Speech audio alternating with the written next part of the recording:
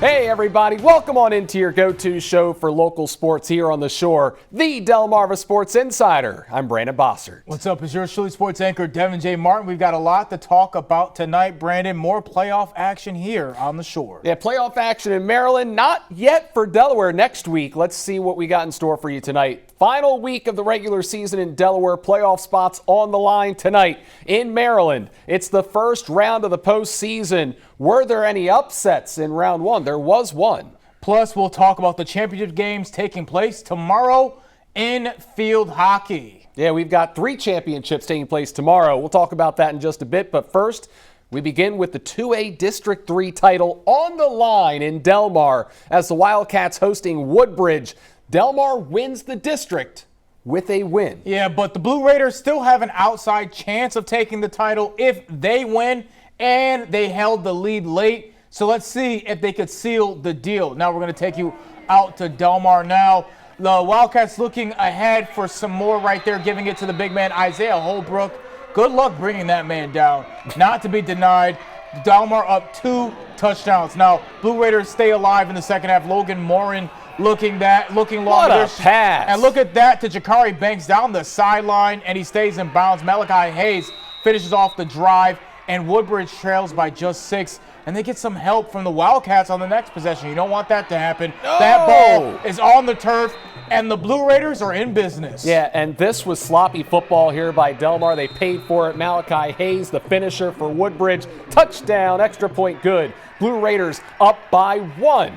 But Delmar has shown so much resilience this season. Clayton Kramer brings him down with the sack. Delmar set up in excellent field position.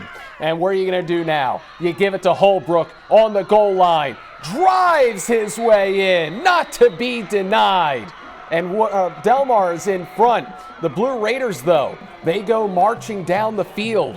One last gasp. 4th and long, 2 minutes left. This pass, he's brought down incomplete.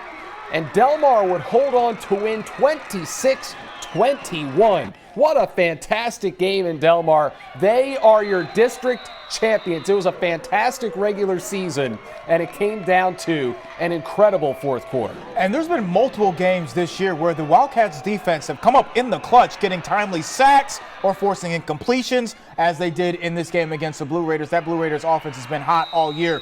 But the Wildcats, I can think of at least 3 different instances off the top of my head where they were in clutch situations, and that defense was the one that would actually win the game for them, not the offense. So congratulations to the Wildcats. The offense obviously played well as well, but the defense always coming up clutch for them, and that's going to do well for them in the playoffs as well. Now we got to head up to Felton. Lake Forest facing off against Milton. This game, the bell. Yeah, this game was over early, Brandon. The Spartans took care of business. A minute into the game, the Spartans were already in the red zone.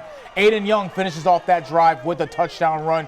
Spartans go up 7-0 early. And then later, after forcing a punt, it's Darius Miller getting the ball, and that's at his own 10-yard line. And look at this, getting past a bunch of defenders, and he takes a turn and runs it past a few more defenders and breaks it off the middle of the field down the right of the sideline, crossing the field.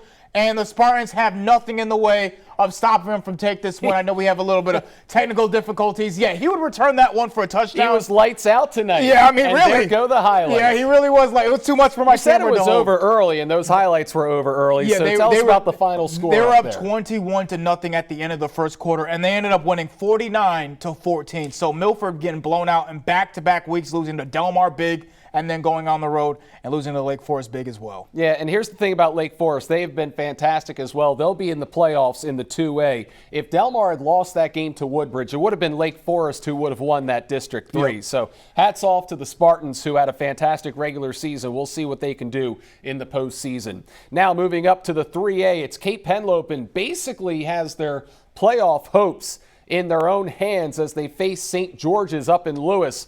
Vikings down by 4 at halftime. Jaden Messick gets the lead right there, 40-plus yards out. Linebacker Robert Payton going to pick this ball off for the Hawks.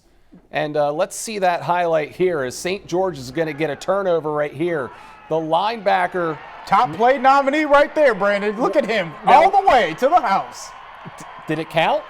No, it didn't. It didn't. The interception counted, but you see the flag on the field. I think that's the worst thing for a linebacker, where they get the pick and they take it to the house and they see that it's got called back because of a block in the back on his return. So the interception stands, but the touchdown doesn't. But Cape would score anyway on that ensuing drive to go up 10. Jamison Tingle obviously spinning into the end zone. The Vikings, Brandon, were up 27-17 with about 4 minutes left to go in the third quarter. They would end up giving two straight touchdowns, and they would lose this game by 4 points, 31-27. So, yeah, the Vikings were down early. They came back, built a 10-point lead just to blow it in the final quarter and lose by 4. Yeah, very disappointing ending to the regular season for Cape Henlopen, coming off of that championship appearance last year. Their fate will be known on Sunday. We don't know specifically who those top 8 teams are going to be, but I'll tell you who's going to be in the playoffs. Smyrna, who beat Sussex Central tonight, 30-26. Who saw this coming? The Eagles are your district champions. Wow. We've been talking about Central all season. They're 8-2. Smyrna's sitting there at 5-4 or 4-5. I can't remember, but a 500 team. And they come back and they win the district crown. I mean, they win all the games that matter, because all those games that they have won, they're all from their district play. A lot of their non-conference games have been tough for them, but as soon as they got into the district, they've been just kicking butt and taking names. Yeah, and Smyrna was up 30-13 at halftime. Sussex Central was able to get it to within 4, but they fall just short on the road. Laurel 21-0 over Tech. We'll see if Laurel gets into the postseason in that 2A. And then Caesar Rodney over Dover, 28-21. Dover just has had a tough year this year. Polytech, 84.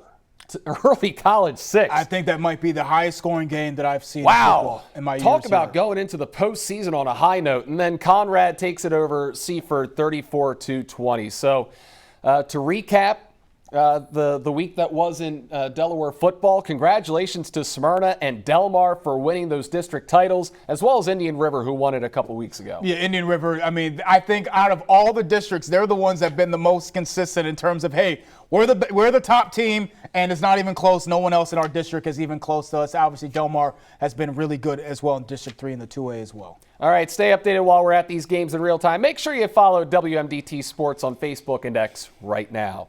Time to talk about championships taking place this weekend. We begin with the Dynasty in D-Town. That's Delmar taking on Sussex Academy earlier this week. They played to overtime in the semifinals just a few days ago.